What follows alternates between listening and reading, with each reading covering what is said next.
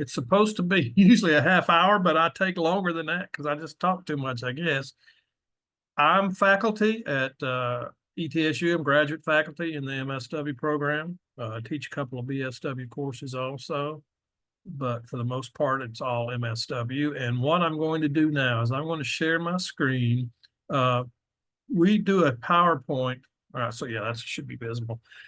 All the information that you see in these slides is also available on our website. So, if I run through something too fast or the slide changes, you think, oh, I didn't catch that. Don't worry. I mean, one, it's being recorded, but it's also on our webpage, so you can always find that. On this slide, the one thing that you need to pay attention to is the fact that we've been accredited since 2003 by CSWE. That acronym is actually the Council on Social Work Education. The only reason that is important to a potential applicant is that any program that you look at, just make sure they are accredited by the Council on Social Work Education. Practically all programs in the United States are accredited, or they may be in the process of having to fix something, but that's just critical that you know that, because if a program is not accredited by CSWE, once you receive the degree, it's essentially kind of worthless in the world of social work. So just always look for that. If it's not visible somewhere, ask someone in that particular program, but usually most programs put that right up front because it's necessary information. Well, let's see if I can get here we go. Okay. Depending on your background, I mean, some of this you may already know, but I think the important part, this is a clinical program. So anybody who's interested in being a clinician or having their what's called LCSW, licensed clinical social worker, this is the program they should be in. But one thing that I always try to alert folks to is that even though it's a clinical program and it's designed to turn out clinicians, social work per se historically is about those last bullets you see down there. It's about social justice, economic justice, helping those who are poor, helping those who are economically disadvantaged, folks who are discriminated against.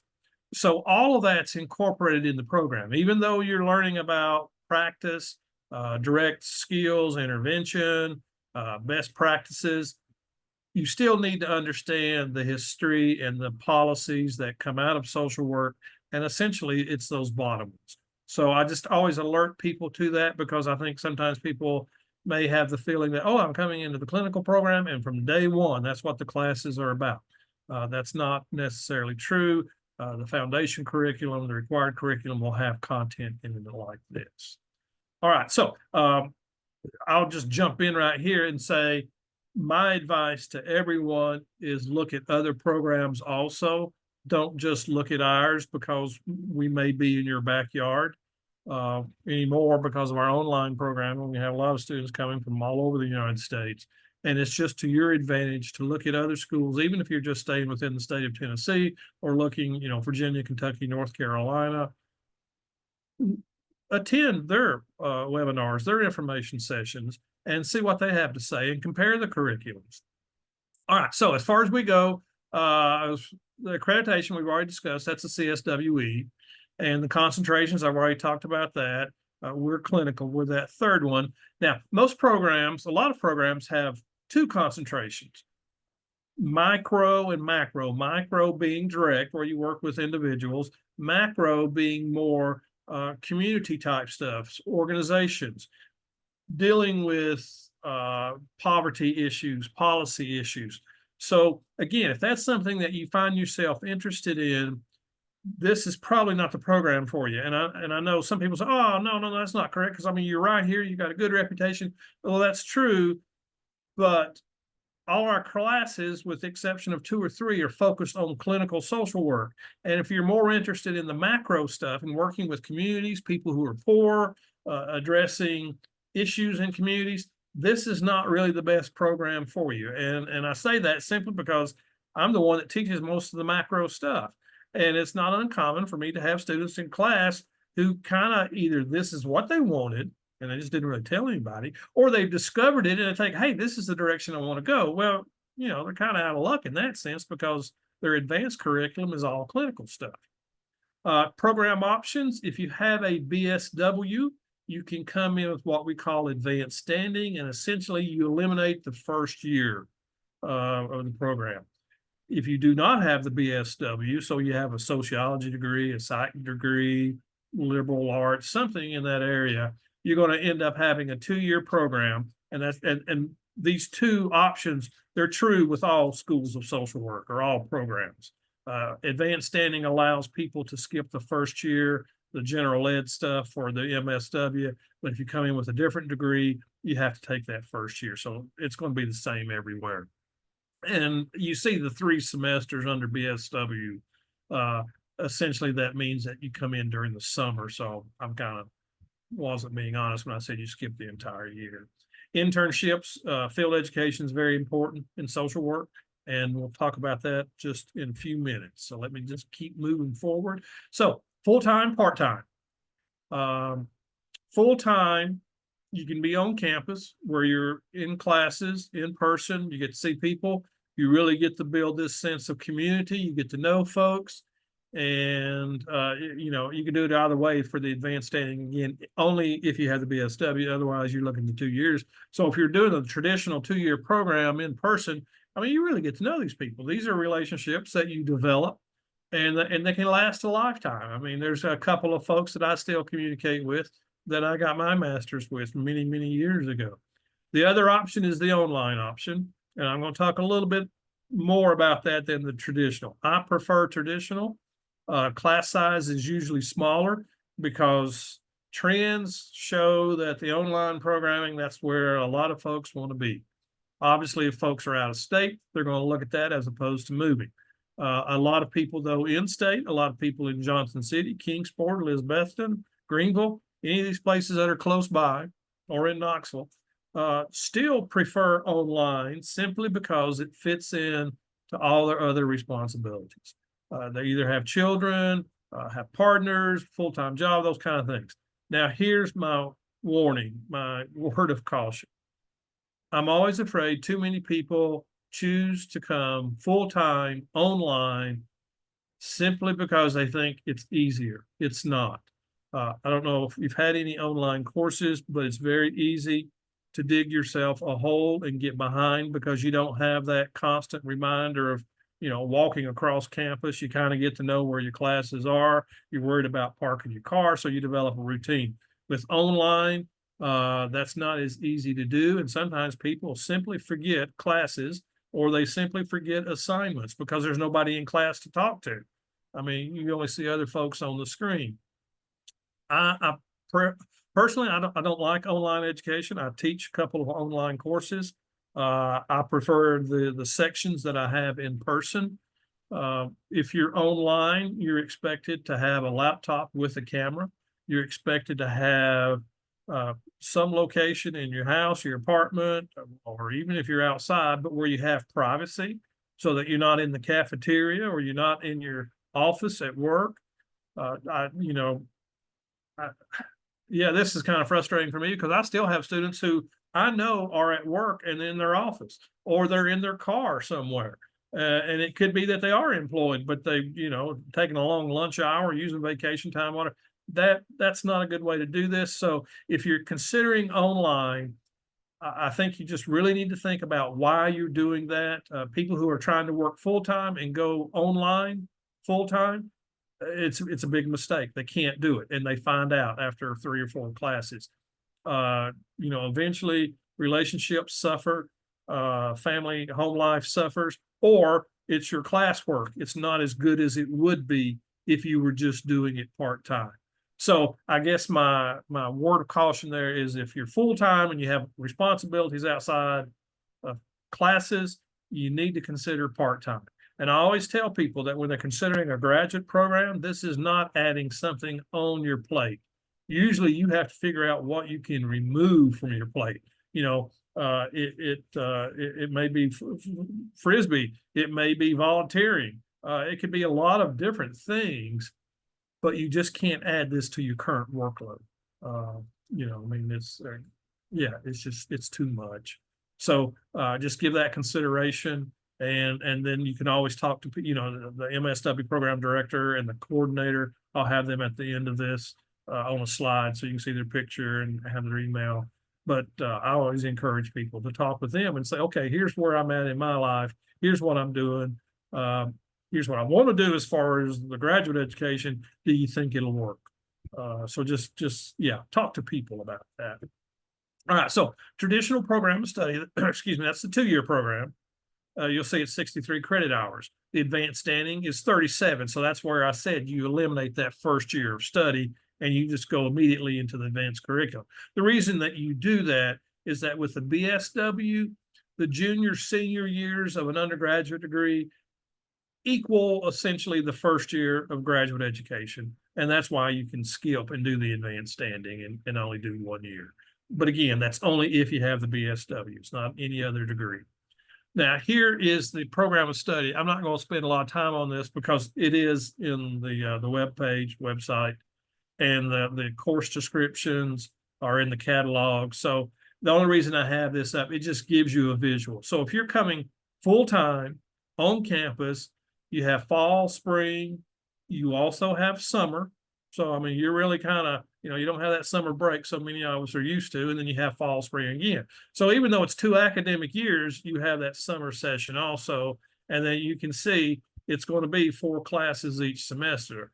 So that's why, anybody doing traditional full-time, it's almost like you're a graduate student. That's it. Now, a lot of people obviously do have a part-time job, but it doesn't require a lot of thinking. It's just a way to earn some money, pay the rent, pay the tuition, those kind of things. And then at the bottom there, you'll see it's 13 credit hours consistently up until the final semester. Spring, summer, fall, spring, following that initial fall, you'll see at the very bottom in those cells, that's where your field placement is. And we'll talk more about that, but look at the hours that's required in field. You'll see it's 480 for both semesters in that foundation, and then it's 600 hours once you get into the concentration. So you have to calculate that field requirement along with your coursework.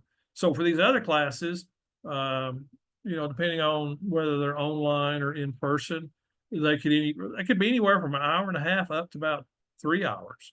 So you're looking at classes plus field.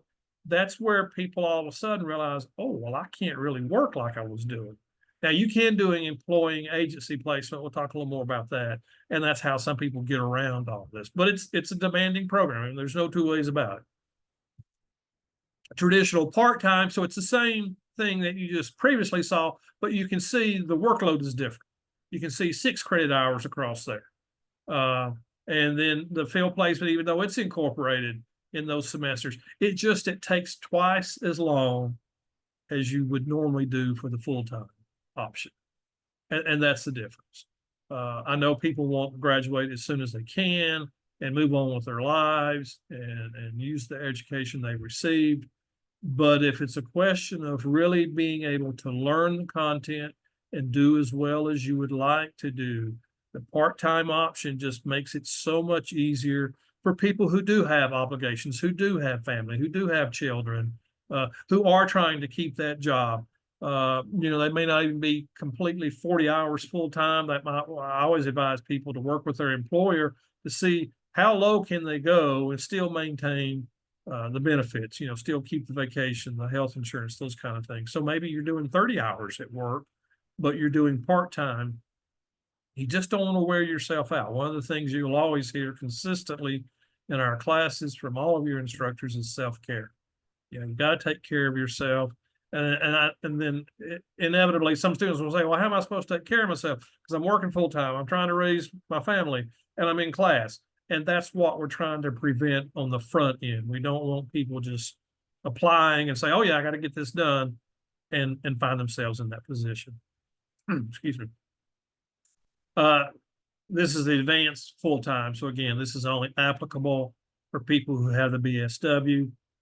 But you can see it's just 3 semesters as opposed to that full-time. And then you can also do this as a part-time option. Again, it's doubled. So you got the first year, and you got the second year, but they're both 3 semesters. So as I said earlier, all this is online, so don't worry about this. And then the course descriptions. It used to be, I think we had syllabi on our website. I'm not sure that that's true or not, but the graduate catalog will have the course descriptions. And again, you know, always contact either the program, well, probably the program director for this, and say, you know, can you give me the syllabi, or can you share a little more information on what's happening in this class? All right, field education. Field education is required everywhere. So regardless of what program you look at, they're going to have it. The difference will be in the number of hours. Each program is different. There's, I mean, you can always ask for the rationale. Well, why do you have this many hours, or why do you have this few of hours? Because you'll see here the first placement there, the traditional, the foundation placement, which is in that first year. You'll see it says generalist social work. It's 480 hours. So those are 480 total contact hours out in the field. The second one there, advanced standing or traditional second year placement. So if you're advanced standing, you don't do that first year. But if you're advanced standing, you do the second one. And then if you're a traditional student, you have the first year, then you have the second year. So you'll see it's 600 in total hours, 20 hours per week. The first one, you're usually looking at 16 hours per week. So that's where you have to kind of, you know, when you're planning all this stuff out, you have to kind of calculate and say, okay, I got these many hours in class, and I got this in field. The other thing with field, and you'll see it's listed there, field seminar. So you're in field at an agency, kind of shadowing, actually, you know, doing activities. I mean, let's just say if it's a mental health agency where you might be doing group work, they're not going to throw you in there. I mean, they can't afford to do that because of their clientele. But they're going to say, well, you know, come in and I want you just to sit and observe. And eventually, as the semesters proceed, you know, you may co-facilitate. And eventually you may actually lead the group while the individual who supervises you, and we call them your field instructor, will be there. So, I mean, you're never kind of out there on your own. But as the semester goes, as the second year kicks in and you're doing the advanced, you're going to have to assume more responsibilities, and that's just part of it. But the seminar is separate from that field work. So if you're in field, you know, 2 or 3 days a week, and it all depends on how you want to work it out. Sometimes people will do afternoons consecutively. Other people will do the 2 or 3 days. You work this out with the field director, but you have the seminar, which meets usually, I mean, historically, it's always been in person, but since we've gone online, we're doing Zoom with that now. And so it can range anywhere from 9 to 12 students. So it'll be fewer students than you have in class. But it says there 2 hours a week. Mine, I usually do it an hour and a half because we don't take a break, and we're Zooming, and you can kind of get tired of Zooming after a while. But you do that every week. And in that seminar, what you're doing is you're sharing what happened in field. There's a learning contract that you have to put together, which spells out the experiences that we expect you to have and the experiences that you want to have. So people are talking about that. They're talking about what happened in field, those kinds of things. And then the field liaison, the person who conducts the seminar, there may be certain content that we want to make sure students have. So we'll kind of be working that in also. So really, I mean, it's just that opportunity to kind of debrief and share what's been going on in field. It allows you to understand what other people are doing too. Because if students are in different types of agencies, which they are, I mean, it just gives you a chance to hear about things that maybe you normally would not hear about. Now, how the field placement is established is the field director will essentially kind of send out an inquiry where she's asking for people, what are you interested in? I mean, is there a population you want to serve? Is there a type of agency that you want to be in, whether it be private or public, large, small? Do you want to be in a hospital setting, a school setting, a public government type setting, court system? I mean, there's just a variety of things. And you may have something that you're interested in that we normally have not done. So that's, it's open for that. But essentially, she kind of wants to know, well, if you had to, what's your 3 top choices? You all get together, discuss what your interests are. She can share information about agencies that we've used in the past, the field instructors, the folks who you kind of work with, who's available. And then the decision is made collaboratively so that you actually interview with the agency. You go out and meet them. It allows you to ask them questions, but they also ask you questions because there may be some experience or activity that you want that the particular agency you're interviewing with just does not offer. And so you may go to the second one and say, okay, let's talk with them. And sometimes the agency might say, sounded like a good student, but I'm not sure that they're going to be a good fit for what we're doing. Or sometimes the agency will say, well, right now is not a good time for a student. The person that served as our field instructor is transitioning to a new role, or maybe they're going to a different agency or something. So the field part is not just our director or field director saying, hey, we got 13 places, here's where you're going. No, it's where you all sit and have a conversation and you do the interview. You, the agency, all have to agree that, hey, this is going to be a good fit, and that's where you go. So yeah, it's a process. It's not just us telling you where you need to be. All right, so the admission, let's look a little bit at that. We no longer require the graduate record exam. That's what the GRE is, and you'll hear that acronym a lot with other programs. A lot of programs have gotten away from requiring the graduate record exam just because they don't really think it's applicable. It's not really going to show how well you'll do in the program, and that's why people used it. NASW, the National Association of Social Workers. If that's something that you know about, good. If it's not, I always encourage applicants to go to the home page and look at the Code of Ethics. Anybody who practices social work uses the NASW Code of Ethics to guide their practice. So even if you're not a member and you call yourself a social worker, we expect you to follow the Code of Ethics. And so I always tell folks to go look at that. When I first started in the profession, it was a one-page deal. Now I don't even know how many pages it is, but it's you know, I mean, it's not a book, but it's a document that's worthy looking at, reading. Social work tends to be a liberal profession, and sometimes that doesn't always fit in with what people thought they wanted to do. And if that's the case, you know, I always encourage people, again, talk to the program director, and if you have concerns or just need further elaboration, she can provide it. And if it's a situation where you think, well, I'm not sure this is the best fit for me because some of the things I'm reading in the code kind of run counter to my beliefs. Well, there's other disciplines that you can look at, you know, if you're thinking, well, I kind of want to be a counselor. There's a counseling program. There's a human services program. They've changed their name of that. So there's always other options that if you think, well, yeah, I'm just not, the social work profession is not the perfect fit for me. Doesn't mean you have to end your dreams. It's just, this may not be the best place for you. The other part of the admission, 3.0. Now the graduate school, when you look at their stuff, their GPA may be a little bit lower, but unfortunately that, you know, that won't work for us. So you got to have a 3.0 in those last 60 hours. And the last 60 hours, they're going to ask for transcripts. So even if you went to a community college out in Iowa or Idaho or someplace like that years ago, you're still going to have to provide those transcripts. And just be aware of that, because some schools will take, you know, if it's a long time ago, will take a little time to get that. But the 3.0, that's just, yeah, people can't say, well, what if I do this or that? No, you got to have it. Any paid experience you have, any volunteer experience you have, make sure it shows up on your resume. I mean, that's part of the application process. Look at the resume, make sure it's appropriate. Too many times, you know, I read application folders and I'm looking at a resume that was for a job, not for graduate school, or one that I can tell people are applying to other graduate school, which is good as far as I'm concerned. But if the resume has on there your objective is to, you know, be a student at the University of South Carolina, that's not, you're not paying attention to detail, and that can really ruin your application chances.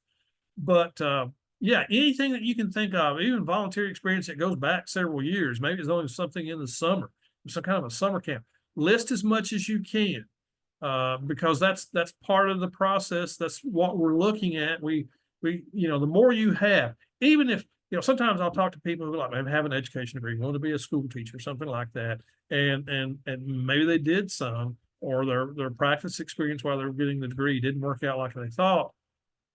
I'll tell them, wait to apply for as long as you can, and I'll show you the dates here in a minute, just so you can do some volunteer experience. I mean, it's better to wait a little longer and apply at kind of like at the last minute if it allows you to put on there that you've got 6 months experience as opposed to applying now and you have nothing, because you have to think about who else is applying, and it can be very competitive. And if you're missing out on one of these things that, normally is a checkbox for us, and you could have had something if you waited, I would tell you what, sometimes people say, well, I could have put something about this conference I went to.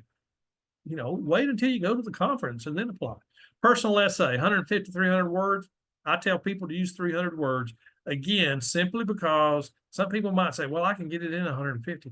But if you're applying and there's 50, 60, 80 more applications and everybody use 300 words, it's probably not going to be in your favor to only have 150.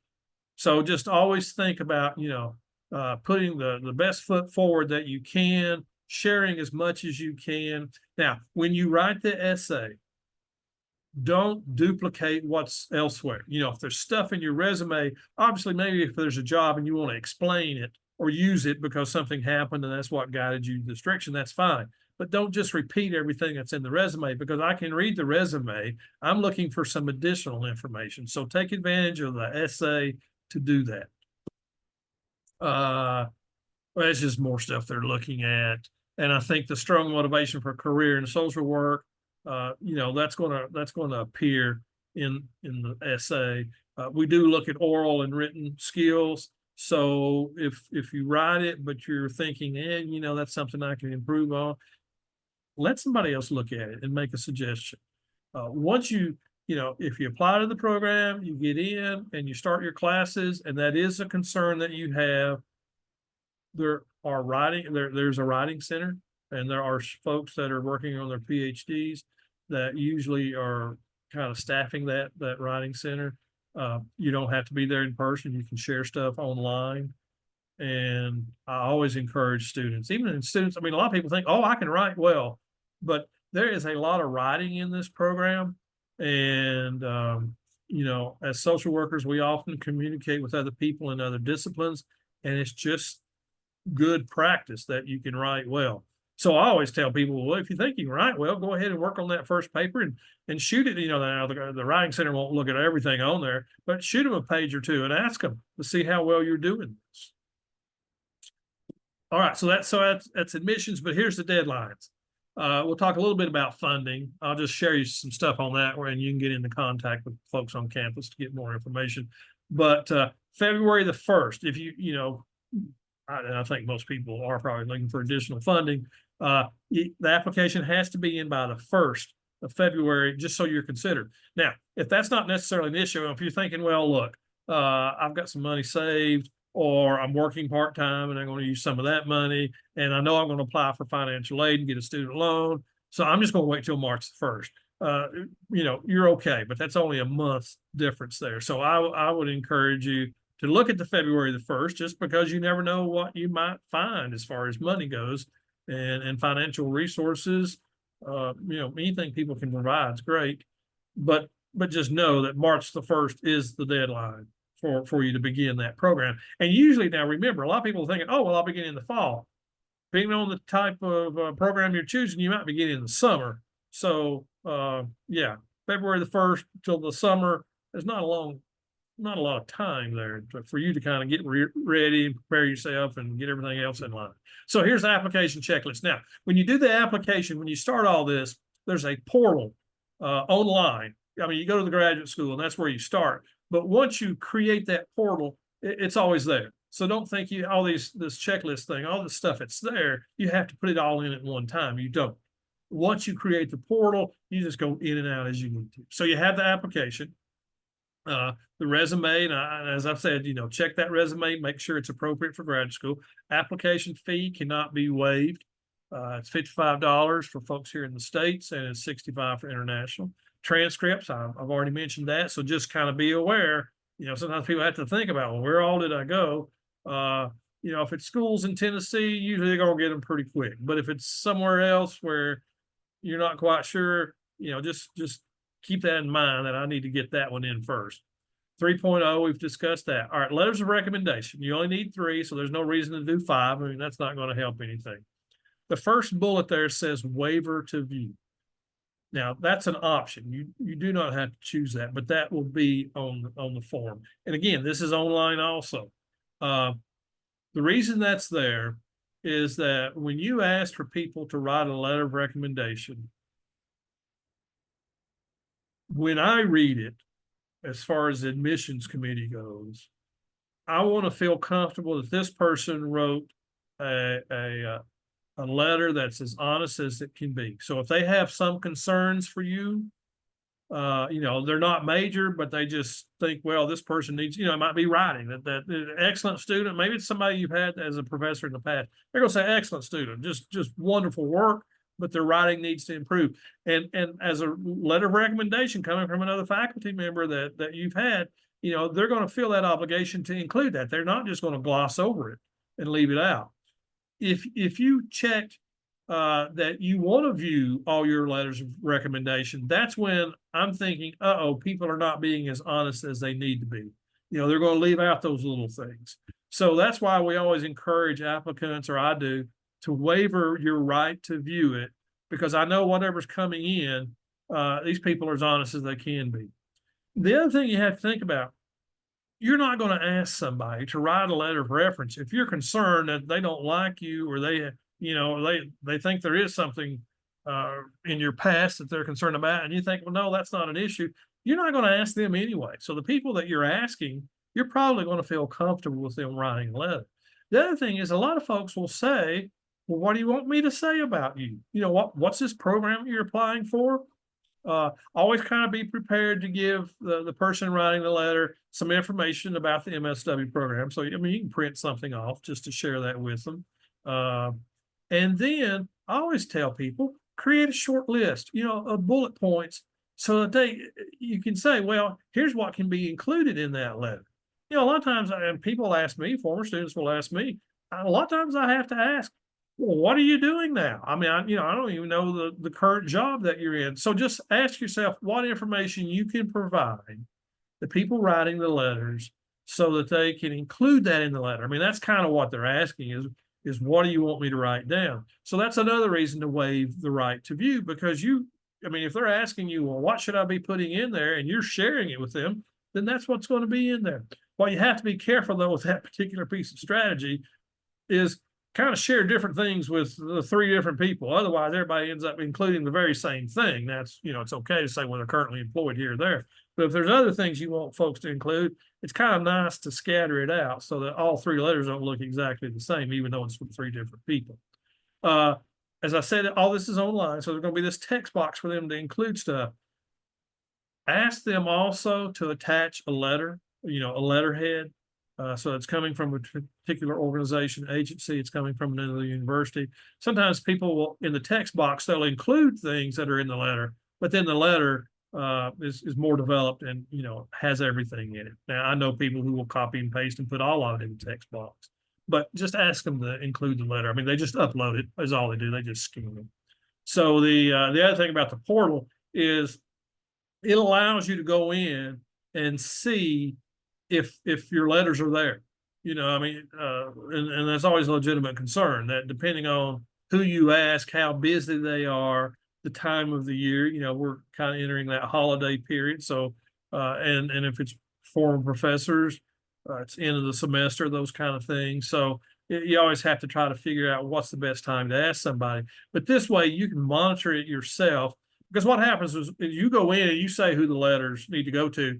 And those folks are contacted by ETSU. I mean, they'll receive an email saying that you've requested they write a letter. So always tell people that you're going to do this. You don't want that just to come out of the blue and people think, why, they didn't even bother to ask me. But because they're being notified, it's not like, well, did they miss out on this? So that if you have one come in and you're thinking, well, it's 3 or 4 weeks from now and February the 1st is coming up, we're in the middle of January, email them and just say, have you had that opportunity to submit the letter? So you can kind of nudge them a little bit there, simply because whether or not they've submitted. And then the personal statement we've already talked about. So these are the things, if you're thinking about applying and coming in beginning next fall or summer, depending on the program that you want to enter in, these are the things you got to do. So just kind of figure out, make your plan, and, you know, just map it out and you can start the process. So if you apply, what you do is you do go to graduate programs. It's pretty straightforward. You can't get lost. But if you do get lost or you're confused, I mean, there's folks that you can contact. And let's see. All right. So yeah, here, 3 weeks for the graduate school to go through everything, make sure you've got it. That's when they send us the packet. So it's not like you apply and it immediately comes to us. It goes through the grad school first. They make sure you're good. Here's where that 2.8, 3.0 GPA may catch you. You know, somebody says, oh, I got a 2.9, grad school is going to say, welcome, we'd love to have you. But when it gets to us, we're going to say, sorry, it doesn't meet the 3.0. So we get it, and it says up to a month. I'm going to tell you we're a little bit quicker than that. But you never know. It kind of depends on how busy we may be. And the portal I've already talked about, so that's where you can check up on things. And then questions, you've got those 2 email addresses there. So I mean, all that's available when you go to the graduate school and create the portal. And you can create the portal without paying the $55 if you're, you know, without paying that application fee. That's going to come due, but yeah, you can start that. So here, now obviously November 2023, obviously it's going to be a little off. And I really know nothing about fees. You know, financial aid folks, there's folks you can contact that. But here, you can see the differences. So Tennessee residents, it was $610 per credit hour. So that's traditional coming on campus. E-rate is if you're in state doing it online, or if you're out of state doing it online, it's $765. So it's not that much more, but obviously it is a little more. And out of state, that's where if you're coming in doing the traditional, and that's why a lot of our out of state students are online. I mean, just financially, you know, there's no reason why you should go out of state if there's a program in your own state, and there is for the most part, at least on the East Coast. So yeah, what you probably need to focus on is the 610 versus the 765, and that's, again, that was 2023. So this is going to be a little different, but you'll see there's a URL there, and you can just go to ETSU and type in cost estimator, and it kind of tells you, you know, what it might cost. The different options that you have, which again just kind of gives you a forecast for you, and you kind of understand, well, here's what I'm going to need to do for financial aid finances. Now, if you're out of North Carolina, there are border counties which get in-state tuition. So these are counties that are right up against the state line. If you're in Virginia, there's some also. But, you know, if you're a Tennessee resident, none of this matters. There are scholarships. They're not through the program. This is through the university. But these, the first one there is for out-of-state people. The second one there is Buncombe in Henderson County. That's in North Carolina. Those are counties that are not border counties, but a lot of students commute to ETSU. And then the third one there, again, is another out-of-state. The difference between the first one and the bottom one there is the radius, the 250-mile radius. First one's with people who are in that big circle from 250 miles, and the third one there is for people who are outside. So again, if you're in state, that's not really going to apply to you. These will not. But there are other opportunities, and it's graduate assistantships is usually the GAs. That's what people will call them. And if you look on the left-hand column there, you can get a full-time graduate assistantship. You're going to be 9 hours if you're doing a full-time program, so you're all right with there. You'll notice it's 20 hours per week, so you may be anywhere. Okay, you may be in the library. Sometimes people think, well, I'm in the social work department and I'm going to get a GA, so I'll be there. That's not necessarily true. You can be in a different department. I mean, you can be doing a lot of different things. And they're usually just for 9 months. But the big thing there, under that 20 hours, they're paying your tuition, not the fees, but the tuition. And then you get a stipend. So, you know, this is a situation where, like, if somebody's coming in and saying, oh, well, I'm working, you don't need a GA because it's kind of like getting another job. The part-time, so for people who say, well, I don't have the 9 hours because I am just going to do a part-time program, it pays half the tuition. And you're only required to work for 10 hours, but you also get a stipend. So it's all reduced, but yeah, I mean, they're good. Oh, I probably just said something I should not have said. I said part-time students. You still have to be a full-time student for the part-time GA. I forgot about that. And the GAs you'll be made aware of as far as when to apply for those. I'm trying to think, social work department might have had a couple this year, but as I said, they're scattered all over the university. Um, well, it says we had four. I don't think we had four students. The TS is tuition. I forget what that stands for. Ty will come on here toward the end and explain what that is. March 1st deadline for these though. So if you're using the February the 1st deadline to have any opportunity for financial assistance, this one you're going to have to apply for it by March the 1st. But you got to do the February the 1st to get in the pot to be able to do. And again, you have to do the interview in Johnson City. It says in person, and as far as I know, that may be true. I don't know if they're Zooming any. So obviously, if you're out of state online, you're not going to be doing a GA because you got to be on campus to do that. Also, the department offers a certificate for people who want to get into substance abuse counseling, work for a program. And I know very little about that, but if you'll see the second bullet there, there are 4 courses, 3 hours each, so that's 12 credit hours. As a student in the program, you're always going to have at least 2 or 3 electives. And what people do is they use a couple of these classes as their electives. So essentially, you're kind of double dipping there, and that makes it a little easier for you. But Dr. Cherry is the person you would contact. And again, if you use 2 as an electives, that leaves 2 courses, and you got to kind of figure out how to fit those in those semesters. So there's going to be a couple times where you're maybe taking what would be considered an overload, and you just got to figure out, do you have the time to pull that off? Dr. Wilkins is the MSW program coordinator. She's happy to always speak to people. So I would encourage you to contact her, and you can say that you were at the information session, you learned a few things, but you need some more information, and let her provide that. Dr. Cherry is the graduate coordinator. So you can also contact her. And I would tell you, like for the GAs and any kind of that financial stuff, contact her. There's a good chance she's going to refer you somewhere else, but she may be knowledgeable. So as far as programs go, the difference between part-time, full-time, advanced standing, traditional, and as well as that certificate. There's also, you can get a school social worker. I'm in North Carolina, so Tennessee is a little bit different, but there are a couple of classes you have to have specifically for that, and she can help you with that. So both of those individuals, Dr. Wilkins and Dr. Cherry, are the people that you really need to contact if you have additional questions. And I think I did go through these a little bit quicker. I told Tom let me brief. Yeah, so I'm going to stop sharing. You did great, Dr. Reed. Yeah, I got through it, didn't I?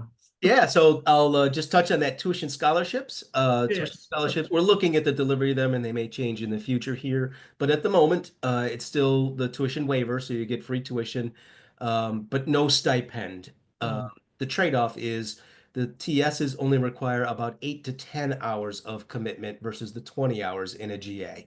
So sometimes they are better for people, just depending on what your life is. The TSs may work a little better. So. All right. All right, I'm going to stop recording.